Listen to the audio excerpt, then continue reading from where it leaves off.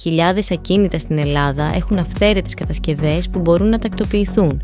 Αν στο σπίτι ή στο ακίνητό σας υπάρχουν αλλαγές όπως κλειστό μπαλκόνι, επιπλέον τετραγωνικά, αλλαγή διαρρύθμισης ή κατασκευές χωρίς άδεια, τότε πιθανότατα χρειάζεται υπαγωγή στο νόμο 4495.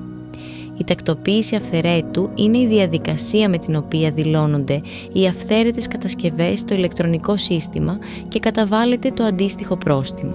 Με τη διαδικασία αυτή μπορείτε να μεταβιβάσετε το ακίνητό σας, αποφύγετε μελλοντικά πρόστιμα, τακτοποιήσετε πολεοδομικές εκκρεμότητες και να αποκτήσετε πλήρη νομιμότητα για το ακίνητό σας.